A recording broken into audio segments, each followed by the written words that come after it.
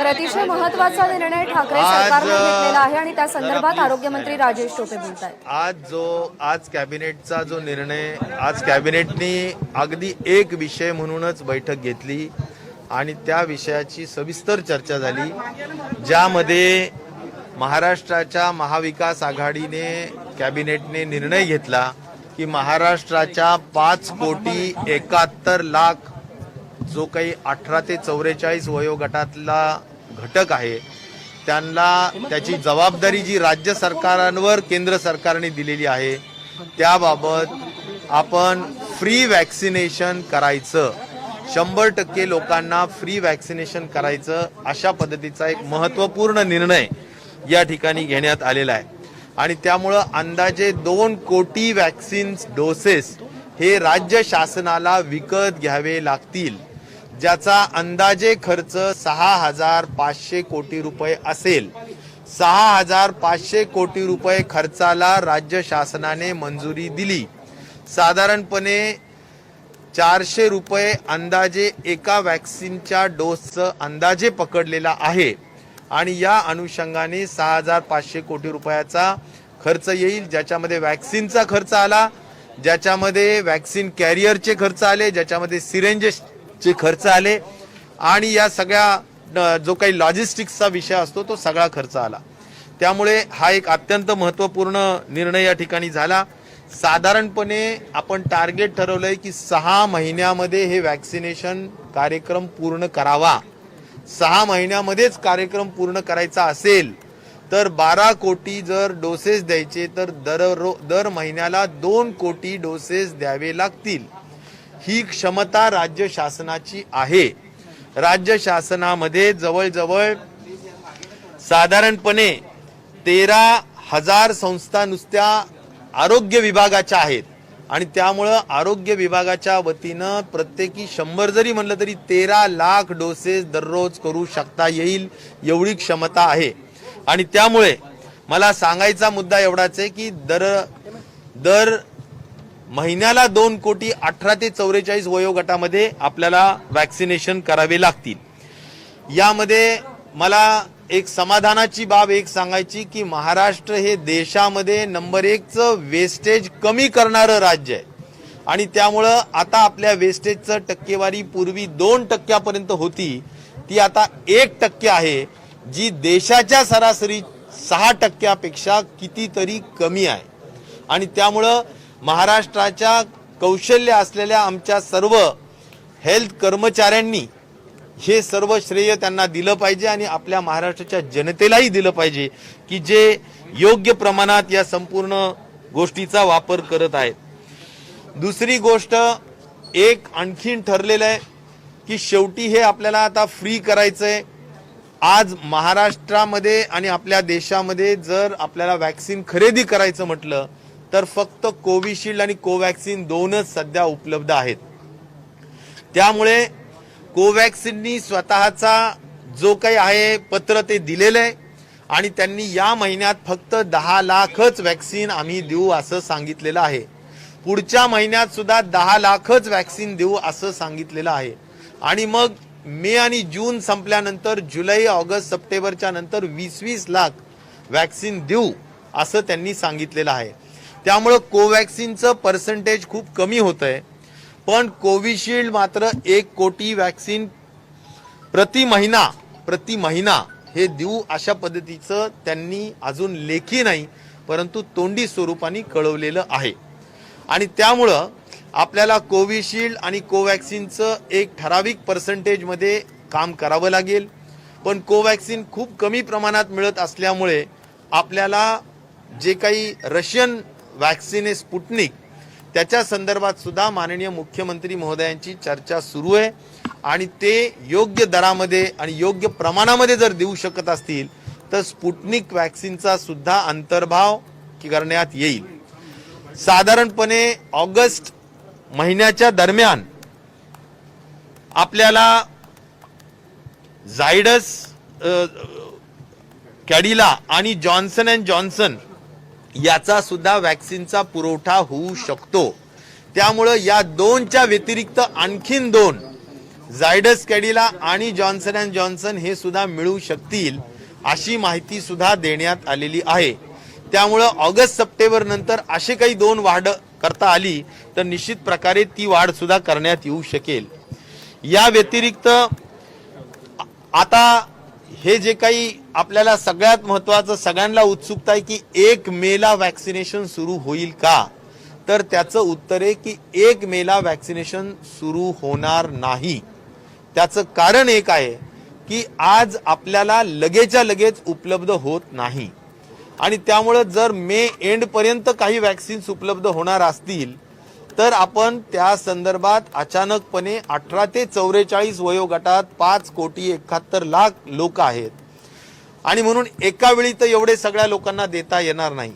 म्हणून महाराष्ट्राच्या माझ्या सर्व तरुणाई असलेला हा जो वर्ग आहे या वर्गाला मला नम्रतेची विनंती आणि आवाहन करायचं आहे की आपण संपूर्ण फ्री वॅक्सिनेशन करतो आहोत। मंत्रिमंडळाने सगळ्यांना 6,500 कोटी रुपये मान्य पण केलेले आहेत, परंतु आता खूप सबुरीनं आणि समंजस्यानं आणि समजदारीनं काम घ्यावं लागेल। यामध्ये कोविन ॲप वापरणं कंपल्सरी आहे आणि त्यामुळं तुम्हाला अपॉइंटमेंट आणि रजिस्ट्रेशन करूनच त्या सेंटरवर जावं लागेल। कुणीही उठायचं आणि सरळ जाऊन सेंटरवर थांबायचं आणि मला वॅक्सिन द्या म्हणायचं तसं होत नाही, कारण केंद्र शासनाने अशा पद्धतीची अपेक्षा व्यक्त केलेली आहे की जे वॅक्सिनेशन होईल ते कोविन ॲपच्या माध्यमातूनच होईल। त्यामुळं थेट सेंटरवर येऊन वॅक्सिनेशन होणार नाही। पूर्व रजिस्ट्रेशन करावं लागेल, अपॉइंटमेंट फिक्स करावं लागेल, स्लॉट फिक्स करावं लागेल आणि नंतरच ते यावं लागेल। ह्या सगळ्या परिस्थितीला धरून मला एकच सांगायचं आहे की 1 मेला आपल्याजवळ वॅक्सिन्स इच्छा असताना सुद्धा उपलब्ध होत नसल्या कारणाने 1 मेला सुरू करता येणार नाही, परंतु आपण याबाबतचं डिटेलिंग लगेचच करत आहोत। साधारणपणे जर आपल्याला एका वेळेस आता हे एकूण जे 5,71,00,000 लोकांना वॅक्सिनेशन जर करायचं असेल तर एका वेळेस शक्य नाही आणि म्हणून आपल्याला एक आमची कमिटी आरोग्य विभाग आणि काही वरिष्ठ मंत्री यांची कमिटी ताबडतोबीनं यावर मायक्रो प्लॅनिंग करणार आहे। म्हणजे काही जे काही वयोगट आहे 18 ते 25, 25 ते 35, 35 ते समजा 44, तर यामध्ये 35 ते 44 अगोदर घ्यायचा का, नंतर 18 ते 25 अति तरुण असल्यामुळे तो नंतर घ्यायचा का, याबाबत जे काही मायक्रो प्लॅनिंग ज्याला म्हणता येईल किंवा यातले कोमॉर्बिड अगोदर घ्यायचे का, या सगळ्या बाबतीची जी काही चर्चा आहे ती या ठिकाणी केली जाईल।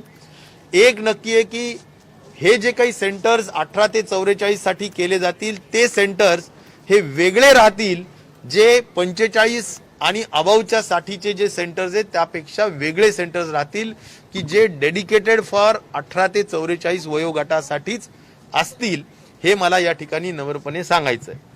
आता वॅक्सिन उत्पादकांना केंद्र शासनाने त्यांच्या उत्पादनातले 50% वॅक्सिन हे केंद्र सरकारला द्यायचे आणि 50% वॅक्सिन हे राज्य शासन व औद्योगिक आणि खाजगी रुग्णालय सुद्धा थेट वॅक्सिन खरेदी करू शकतात, त्यांच्यासाठी उत्पादन करायचं आहे।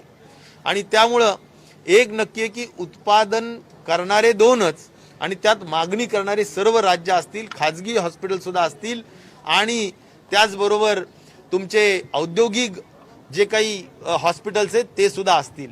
आणि त्यामुळे या सगळ्या गोष्टींची मुभा दिल्यामुळे आपल्याला या अनुषंगाने खूप वॅक्सिनची उपलब्धतेचं सगळ्यात मोठं आव्हान राहील आणि त्यामुळं आपल्याला घाई गडबड न करता, त्या सेंटर्सवर गर्दी न करता किंवा ते सेंटर्स एक प्रकारे खऱ्या अर्थाने कोविड पसरवणारे सेंटर्स होऊ नयेत याची दक्षता सुद्धा घ्यावी लागेल। कारण आज 45 पेक्षा पुढच्या लोकांनी जे ज्येष्ठ असतात ते सुद्धा तिथं गर्दी खूप करताना आपल्याला पाहायला मिळते, क्यू दिसतीये, तर तरुणाई ही अति उत्साहाने तिथं जाऊ शकेल। म्हणून माझं एवढंच नम्रपणे सूचना आहे की आपल्या सर्वांना वॅक्सिनेशन करण्याची संधी 6 महिन्यातच आपल्याला हे काम पूर्ण करायचंय, परंतु ते सबुरीनं घ्यावं लागेल, कारण उत्पादन क्षमता प्रत्येकाची वाढतीये। आपण इम्पोर्ट सुद्धा निश्चित प्रकारे स्पुटनिक 100% करत आहोत आणि त्यामुळे काही नवीन 2 वॅक्सिन सुद्धा येत आहेत। फक्त घाई गडबड न करता एक अत्यंत चांगला राज्य स्तरावरचा वॅक्सिनेशनचा कार्यक्रम हा सगळ्यांनी खूप यशस्वी पार पाडला पाहिजे, अशी माझी नम्रतेची आव्हान आणि विनंती महाराष्ट्राच्या सर्व लोकांना या निमित्ताने निश्चित प्रकारे आहे। त्याचबरोबर मी या निमित्ताने हेही सांगेल की साधारणपणे आपण आता 30 मे पर्यंत जे काही आपलं आज ब्रेक द चेनच्या संदर्भाने आज आपण लॉकडाऊन केलेलं आहे, त्याचं निश्चित प्रकारे त्यावरही चर्चा झाली आणि आपल्याला कुठल्याही परिस्थितीत त्याला एक्सटेन्शन द्यावंच लागेल अशी परिस्थिती सुद्धा निश्चित प्रकारे आहे आणि त्यामध्ये सुद्धा मंत्रिमंडळाने त्या संदर्भात सुद्धा चर्चा केलेली आहे। म्हणून शेवटच्या दिवशी एक्झॅक्टली 15 दिवस वाढवायचे का काय वाढवायचं त्या संदर्भातला निकाल होईल, पण एक्सटेन्शन निश्चित प्रकारे लॉकडाऊनच्या परिस्थितीला होणार आहे आणि ते किमान 15 दिवसाचं तरी होईल असा माझा एक अंदाज या निमित्ताने मी व्यक्त करत आहे। त्या दृष्टिकोनातून मी आपल्याला या निमित्ताने सांगेल की कुठल्याही परिस्थितीत आपण सगळ्यांनी या महत्त्वाच्या कामामध्ये सहकार्य केलं पाहिजे आणि राज्य शासनाचा हे जे काही निर्णय आहेत त्याला आपण अतिशय समजदारीनं खऱ्या अर्थाने घेऊन काम करण्याची आवश्यकता आहे। तिसरा महत्त्वाचा निर्णय जो झालेला आहे तो म्हणजे जी परवानगी आपल्या हाफकिनने वॅक्सिन तयार करण्याच्या दृष्टिकोनातून घेतलेली होती त्याला सुद्धा खऱ्या अर्थाने काही त्यातला एक महत्त्वाचा जो भाग होता वेगळा तर त्याला एक मान्यता देण्यात आलेली आहे। त्याची प्रेस नोट एक वेगळी काढली जाईल, परंतु त्याचा एकंदर प्रकल्प खर्च 154 कोटी आहे आणि त्या अनुषंगाने सुद्धा त्याला केंद्राचं अनुदान सुद्धा 65 कोटी आहे, तर त्याला सुद्धा तत्वतः मान्यता राज्य शासनाच्या वतीनं देण्यात आलेली आहे। सर, काही खासगी संस्थांनी जर लसीकरण मागितलं तर त्यांना लस पुरवण्यात येईल का? खाजगी संस्थांनी दवाखान्यांनी जर लसीकरणाच्या साठी बुकिंग केली तर निश्चित प्रकारे त्यांना त्यांच्या हक्काचं लस मिळू शकेल। हिंदी में एक मिनट मंत्रिमंडल ने आज एक महत्वपूर्ण निर्णय लिया है। गवर्नमेंट ऑफ महाराष्ट्र महाविकास आघाड़ी ने एक महत्वपूर्ण निर्णय लिया है कि जो टीकाकरण होने वाला है वो टीकाकरण महाराष्ट्र में 18 से 44 साल के उम्र के लोगों के लिए मुफ्त करने का है। यह महत्वपूर्ण निर्णय लिया गया है जिसमें 6,500 करोड़ रुपया खर्चा आने वाला है। उसको मान्यता आज राज्य सरकार के कैबिनेट ने दी है और करीबन 5 करोड़ 71 लाख फैमिलीज इसमें इन्वॉल्व है, फैमिलीज नहीं लोग इन्वॉल्व है और इनको हर एक को 2 डोसेस अगर देना है तो करीबन 12 करोड़ डोसेस खरीदी करना पड़ेगी। ये 12 करोड़ डोसेस को खरीदी करने का निर्णय राज्य शासन ने दिया है और अभी हमारे पास 2 ही विकल्प है कि कोविशील्ड और कोवैक्सीन, हम दोनों को भी लेटर दिए हैं, एक्सप्रेशन ऑफ इंटरेस्ट दिए हैं। उसमें से कोवैक्सीन का एक रिप्लाई लेटर का आया है जिसमें प्राइस कुछ 600 रुपया उन्होंने रखी है और शेड्यूल दिया है कि हम मई में 10 लाख, जून में 10 लाख और आगे आने वाले महीनों में 20-20 लाख ऐसा उन्होंने शेड्यूल दिया है। Covishield 1 crore vaccine per month देने के बारे में उन्होंने एक मुख्य चर्चा की है, कोई राइटिंग में उसमें अभी दिया नहीं है। तो हमारे को करीबन 6 महीने में अगर ये वैक्सीनेशन का टीकाकरण का कार्यक्रम पूरा करना है तो इसको 2 करोड़ वैक्सीन्स या 2 करोड़ टीकाकरण हर महीने में होना जरूरी है। महाराष्ट्र में टीकाकरण करने के लिए करीबन 13,000 सिर्फ पब्लिक हेल्थ डिपार्टमेंट में संस्था उपलब्ध है और इसीलिए बड़े पैमाने पे हम वैक्सीनेशन कर सकते हैं। हमारे पास ह्यूमन रिसोर्स है, हमारे पास कोल्ड चेन है, हमारे पास AEFI की सिस्टम्स उपलब्ध है, जगह उपलब्ध है और डॉक्टर्स भी उपलब्ध है। सवाल सिर्फ है कि हमें जितना क्वांटम में वैक्सीन चाहिए वो हमें नहीं मिल रहा है और इसलिए इंपोर्ट भी वैक्सीन करना पड़ता है, तो हम करने का निर्णय मंत्रिमंडल ने लिया है। तो स्पुतनिक से भी माननीय मुख्यमंत्री जी चर्चा कर रहे हैं। अभी ये अगर चर्चा फाइनलाइजेशन होती है तो 3 वैक्सीन्स को लेकर हम टीकाकरण महाराष्ट्र की जनता का करने जा रहे हैं। मैं इतना ही कहना चाहूंगा कि जिस तरह हम वैक्सीनेशन का प्रोग्राम आगे करेंगे तो हर सेंटर में भीड़ न हो, इनडिसिप्लिन न हो, सब अनुशासन से काम हो और किसी को भी मानसिक यानी कोई तकलीफ न हो। इसीलिए कोविन के ऐप के माध्यम से ही ये काम होगा। केंद्र शासन का ये निर्देश है कि सभी लोगों ने पहले 18 से 44 साल के उम्र के लोगों ने भी पहले रजिस्ट्रेशन करना ऑनलाइन जरूरी है और सिर्फ ऑनलाइन रजिस्ट्रेशन ही नहीं तो वहां पर अपॉइंटमेंट लेना भी ऑनलाइन जरूरी है। उनके स्लॉट के अनुसार जाना जरूरी है। एक साथ सभी 18 से 44 साल के उम्र के लोग नहीं जा पाएंगे और उतनी हमारे पास वैक्सीन की यानी टीकाकरण के टीके भी नहीं है। इसीलिए गवर्नमेंट ने एक कमेटी गठित की है जो माइक्रो प्लानिंग करेगी और उस माइक्रो प्लानिंग के तहत हो सकता है कि अगर 3 स्लॉट्स 18 से 25, 25 से 35, 35 से 44 इस तरह के 3 स्लॉट्स में हम 6 महीने में ये पूरा टीकाकरण करने का कार्यक्रम बना रहे हैं। हो सकता है कि पहले कोमॉर्बिड लोग जो है उनको भी प्राधान्य उसमें दिया जा सकता है।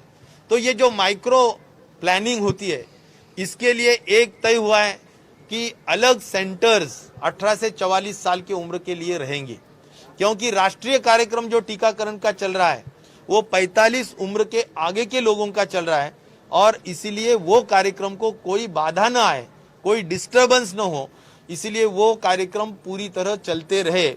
जितनी वैक्सीन गवर्नमेंट ऑफ इंडिया से आएंगी वो वैक्सीन रोज के रोज हम देंगे ऐसा भी निर्णय हुआ है। एक्चुअली हम उसमें 8 लाख रोज कर सकते हैं, लेकिन अभी कल की परिस्थिति तो ऐसी है कि सिर्फ 1-2 लाख हमारे पास वैक्सीन उपलब्ध थे।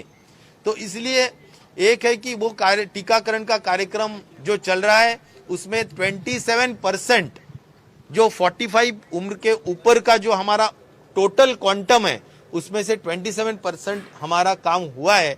आने वाले दिनों में हमारे को अन्य लोगों को भी टीकाकरण करना है। तो ये कार्यक्रम भी साइड बाय साइड चलते रहेगा। उनके सेंटर्स अलग रहेंगे, इनके सेंटर्स अलग रहेंगे और एक प्रॉपर रूल्स और एक नियमावली पूरी तैयार की जाएगी और वो कोर कमेटी का डिसीजन 1-2 दिन में इमीडिएटली लिया जाएगा। उसके बाद में ये पूरा सभी लोगों को के तक पहुंचाया जाएगा। और मुझे सिर्फ एक ही अपील करना है सभी को कि आप अनुशासन से काम कीजिए, कोई भीड़भाड़ वहां पर न कीजिए और ऐसा न हो कि वैक्सीनेशन के सेंटर्स ये कोविड-19 संक्रमण के सेंटर्स बने, ऐसा न हो। ये खबरदारी हम सभी लोगों ने लेने की जरूरत है।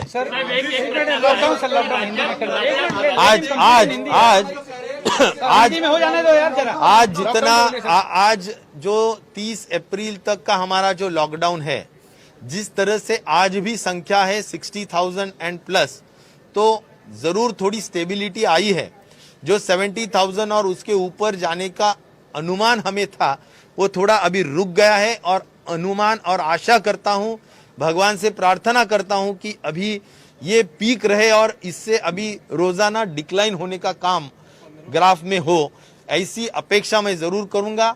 लेकिन एक जरूर है कि 30 अप्रैल तक का जो लॉकडाउन था उसको सभी मंत्रिमंडल के सदस्य ने एक आवाज में कहा है कि उसको एक्सटेंड करना चाहिए।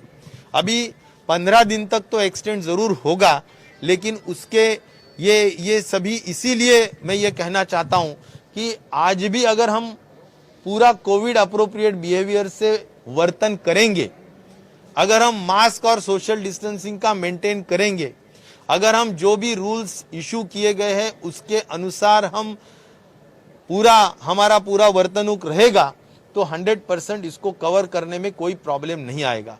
क्योंकि अभी मुफ्त लसीकरण के माध्यम से, एग्रेसिव लसीकरण के माध्यम से हम पूरे महाराष्ट्र में जल्द से जल्द वैक्सीनेशन के तहत हर्ड इम्यूनिटी लाना चाहते हैं, जिससे हम हमारी पूरी आवाम जो है, पूरी जनता जो है, उसको हम सुरक्षित रखने का हमारा नियोजन है।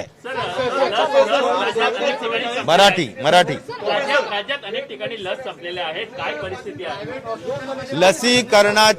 लसीकरणाचे हा मुद्दा अतिशय रास्त आहे की केंद्र शासनाकडून जी लसीची मात्रा आपल्याला मिळते ती लगेच एवढ्या मोठ्या महाराष्ट्रात जिल्ह्यामध्ये पाठवण्यासाठी 2-2 दिवस लागतात।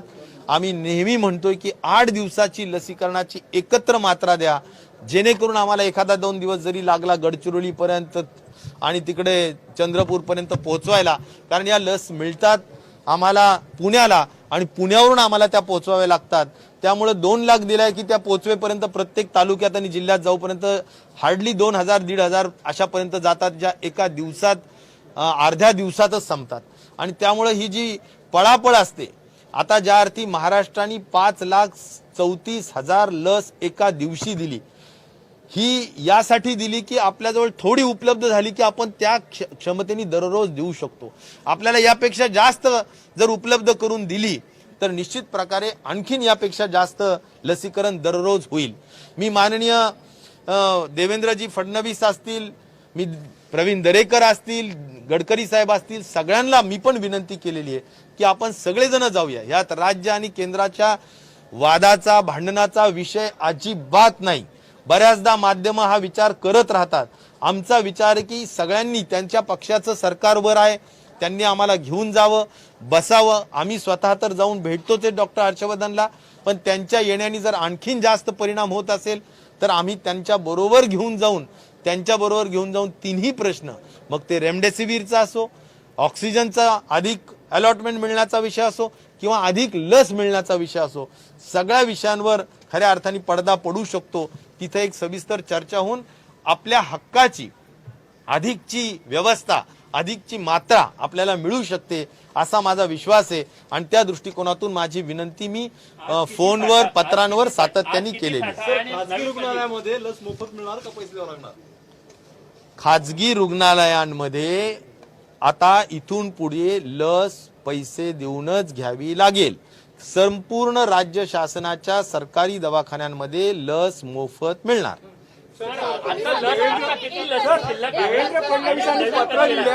आज लस फक्त 1.5 लाख ते 2 लाख फक्त शिल्लक आहे। जिथं मी म्हणतो की आपली 8 लाख दररोज करण्याची क्षमता आहे, तर हे आपण काही तासाचा आपला हा विषय, आणि त्यामुळे दररोज याची मात्रा जास्तीत जास्त आली पाहिजे। नाही तर अनेक सिनियर सिटीजन्सला लसीकरणाच्या केंद्रांवरून बाहेर जावं लागतं आणि ते खूप मोठं खऱ्या अर्थाने एम्बॅरेसिंग किंवा खाली पाहण्याची सिच्युएशन ती येते। ज्येष्ठ नागरिक असतात। मला वाटतं की या संदर्भात लसीकरणाच्या संदर्भात मोठ्या पद्धतीनं आठवड्याचं लस उपलब्ध होण्याची व्यवस्था केंद्र सरकारने करावी, ही हात जोडून नम्रतेची विनंती आहे। ती दररोज येईल असं म्हणतात, पण येण्याचं प्रमाण हे अत्यंत कमी असतं। 2-2 लाख, 1.5 लाख, 2-2 लाख असतं, आणि त्यामुळे तेवढ्याच लसीवर आम्हाला भागवावं लागतं। मुंबईतले आकडे लपवले जात आहेत आणि कोरोनाचा आकडा वाढतोय, पण हे सगळं कुठेतरी मला वाटतं महाराष्ट्र शासनाच्या महाविकास आघाडीचं सर्वात मोठा पहिला विषय जर काही असेल तर आमच्या सर्व आकड्यांमध्ये प्रामाणिकता आहे। मग ते ऍक्टिव्ह केसेस मधला असो, नाहीतर CFRचा असो, म्हणजे मृत्यूचा दर असो, सगळे आकडे अत्यंत प्रामाणिक आहेत। एक साधारणपणे ICMR आणि गव्हर्नमेंट ऑफ इंडियानी जे प्रोटोकॉल आणि जे रूल्स दिलेले आहेत त्याच्यामध्ये एक काना मात्रा सुद्धा आम्ही बदल करत नाहीत, करणार नाहीत। टेस्टिंग सुद्धा आम्ही कुठेही कमी करत नाहीयेत। टेस्टिंगच्या बाबतीत सुद्धा महाराष्ट्रामध्ये 2,70,000 टेस्ट ह्या दररोज होतात आणि पर मिलियन मध्ये 2 लाख पर मिलियन टेस्ट ह्या दररोज होतात।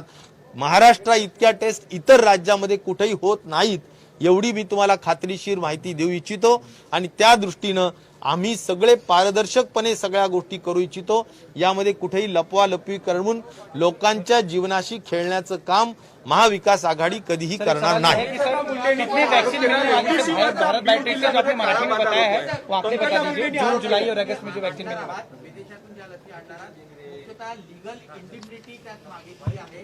दुसरा विषय आहे की -70 डिग्रीमध्ये कोल्ड स्टोरेजमध्ये ते ठेवायचं आहे.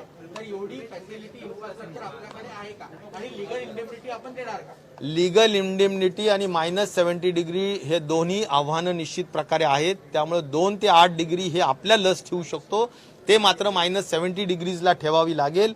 पण त्यासाठी काही विशिष्ट अशा ठिकाणी आपल्याला ती व्यवस्था करावीच लागेल आणि आपल्याला लसीकरणाला वेग द्यावाच लागेल. त्यामुळे ह्या ज्या दोन्ही एक लीगल बाब आणि एक -70 डिग्री निर्माण करण्याचं जे इन्फ्रास्ट्रक्चर आहे ते आम्ही निर्माण करूच आणि त्यामध्ये कुठेही तडजोड होणार नाही.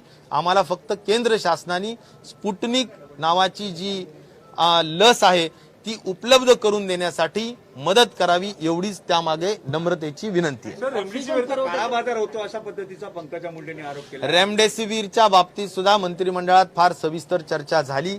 रेमडेसिवीर जे काही आपल्याला आज मिळतं ते ऍक्टिव्ह केसेस आणि त्यामध्ये साधारण 10% केसेस ह्या सिव्हिअर किंवा क्रिटिकल किंवा ज्याला आपण गंभीर पद्धतीच्या असू शकतात की ज्यांना रेमडेसिवीर लागू शकतं. साधारण एकूण ऍक्टिव्ह केसेसच्या 8% लोकांना ऑक्सिजन सुद्धा लागतं. तर ऑक्सिजन लागत असणाऱ्या लोकांना आपण रेमडेसिवीर दिलं पाहिजे असं खऱ्या अर्थाने टास्क फोर्सचं मत आहे.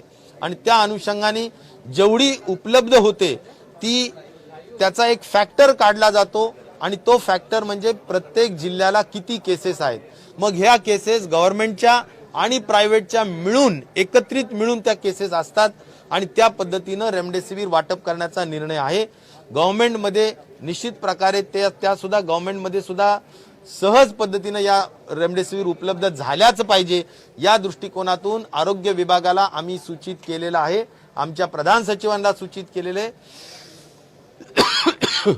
की लवकर रेमडेसिवीर उपलब्ध झाल्या पाहिजे. सर एक सवाल यह है कि कोविशील्ड और भारत बायोटेक अगले कुछ महीनों में कितनी वैक्सीन उपलब्ध कराएंगे? भारत बायोटेक यह वैक्सीन मैन्युफैक्चरिंग कंपनी जो है वे जो हमारा एक चिट्ठी हमने लिखी थी कि हम 12 करोड़ वैक्सीन के डोसेस आपसे खरीदी करना चाहते हैं. हमारे को 5 करोड़ 71 लाख लोगों को वैक्सीनेट करना है. उसके जवाब में उन्होंने जो कहा है वो 600 रुपया उन्होंने प्राइस कोट की है और उन्होंने कम से कम 10 लाख मई महीने में, जून महीना में 10 लाख और आगे वाले महीनों में 20-20 लाख देंगे ऐसा उन्होंने मान्यता दी है. लेकिन यह मात्रा बहुत कम है.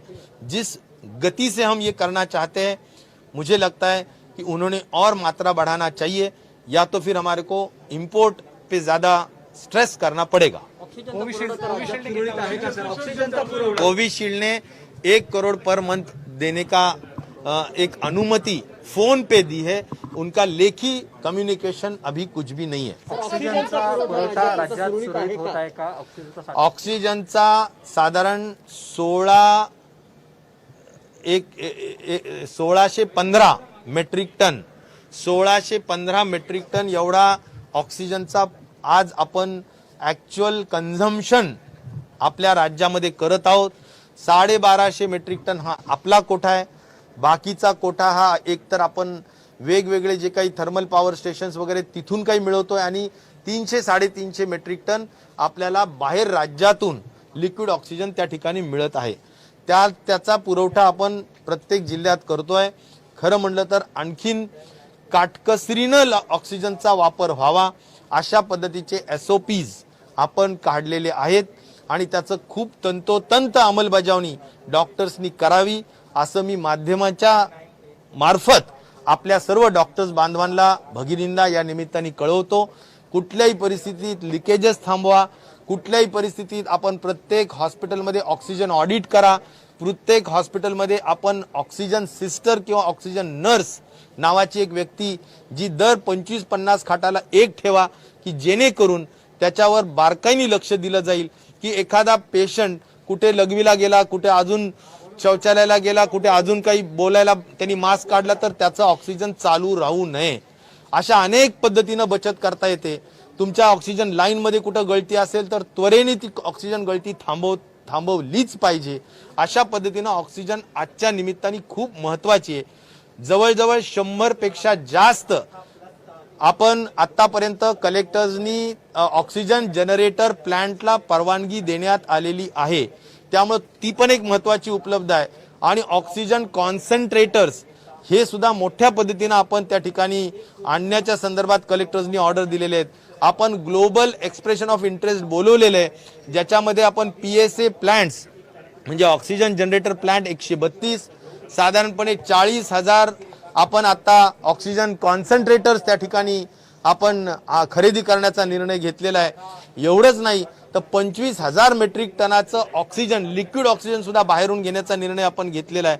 त्यामुळं आणि 10 लाख आपण साधारण व्हाईल्स ज्या काही रेमडेसिवीरच्या आहेत त्या सुद्धा खरेदी करण्याच्या संदर्भातला आपण ग्लोबल टेंडरच्या माध्यमातून, एक्सप्रेशन ऑफ इंटरेस्टच्या माध्यमातून निर्णय घेतलेला आहे. आता त्याला कसा प्रतिसाद येईल ह्या 2-3 दिवसात बघायचा आहे आणि त्या अनुषंगाने आपण पुढच्या सर्व कारवाई करणार आहेत.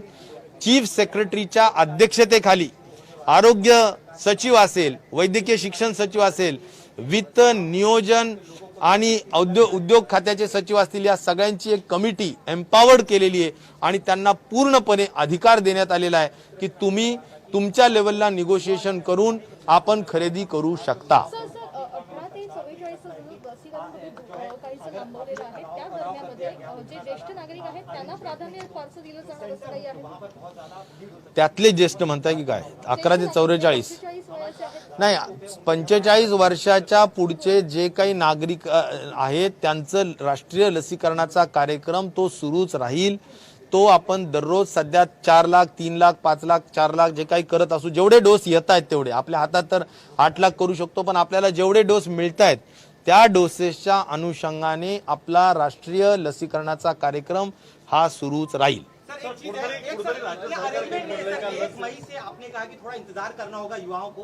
क्या उतने अरेंजमेंट नहीं? आखिर क्यों देश के अन्य हिस्सों में जो है वहां पे अलाउ करे, महाराष्ट्र में भी क्या समस्या है कि हमें थोड़ा और इंतजार करना होगा? देखिए, मुझे नहीं लगता है कि कोई भी राज्य 1 मई को एक्चुअल फुल फ्लेजेड जिसको हम बोलते हैं लसीकरण शुरू कर पाएगा, क्योंकि आज सप्लाई करने वाले 2 ही कंपनीज है और दोनों कंपनीज को हमने 8-8 दिन पहले चिट्ठी लिख के बुकिंग करने के लिए कोशिश की थी, लेकिन उनके पास सेंट्रल गवर्नमेंट की ही पहले एडवांस बुकिंग है, उनका प्रोडक्शन एडवांस बुक्ड है और इसीलिए वो ज़रूर देंगे, लेकिन बाद में देंगे ऐसा उन्होंने कहा है. इसीलिए 1 मई को हमें ज़रूर 2-4-5 टीकाकरण हो सकते हैं, लेकिन सिर्फ उतने ही करके फिर 2-4 दिन के बाद बंद करना ये कोई ठीक बात नहीं रहेगी. इसमें कंटिन्यूटी रहनी चाहिए, कंसिस्टन्सी रहनी चाहिए, सातत्य असलं पाहिजे. ह्या सगळ्या गोष्टी ये सभी बातें सही में इसको अहमियत है और इसीलिए शुरू करने में 1 मई में कोई प्रॉब्लम नहीं है. 2-4-5 लाख हमारे को टीके जरूर मिल सकते हैं,